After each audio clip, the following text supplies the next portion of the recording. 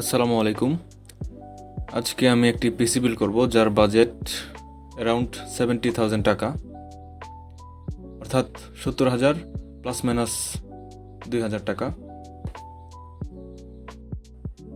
বিল করার জন্য আমরা চলে যাব স্টারটেকে।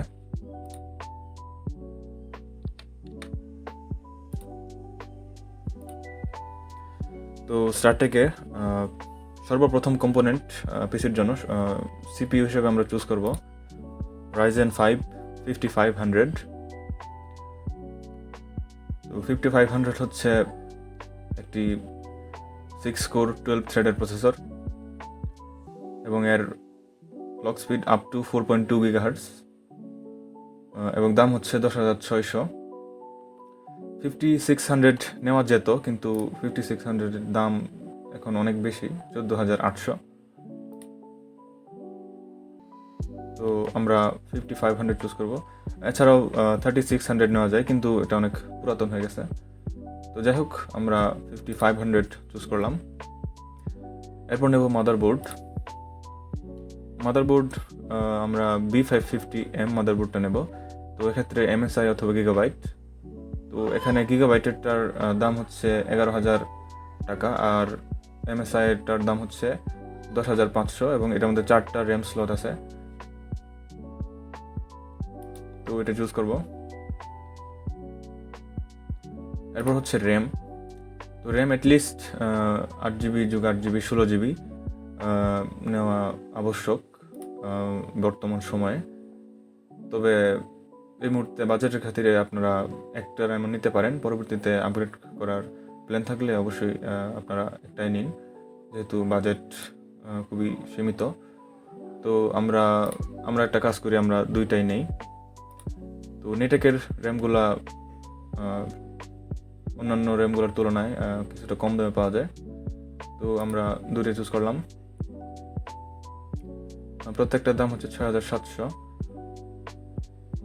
এরপর হচ্ছে স্টোরেজ আমরা অ্যাটলিস্ট 512GB NVMe নেব। তো এখানে নেটেক এবং কালারফুল দুটো NVMe। তো আমার রেকমেন্ডেশন থাকবে নেওয়ার, এই কালারফুল নেওয়ার। আর এটা মনে হয় সাটা, হ্যাঁ এটা সাটা SSD। আর NVMe হচ্ছে, এটা হচ্ছে NVMe। তো তো কীভাবে বুঝলাম যে এখানে দুইটা ছিদ্র? এটা সাটা, হ্যাঁ সাটা 3, এবং এর রিড এবং রাইট স্পিড NVMe তুলনায় কম। তো তো আমরা এই NVMeটা নেব 8,800। এরপর নেব হচ্ছে পাওয়ার সাপ্লাই আমরা অ্যাটলিস্ট 550 ওয়াট 80+ ব্রোঞ্জ সার্টিফাইড থাকতে হবে। তো এখানে গিগাবাইট 550 ওয়াট 80+ ব্রোঞ্জ, এটাই সবচেয়ে ভালো চয়েস হবে, 4,600। এরপর হচ্ছে কেসিং। আমরা অ্যাজ ইউজুয়াল সবচেয়ে কম দামে ফ্ল্যাশি কেসিংগুলাই নেব।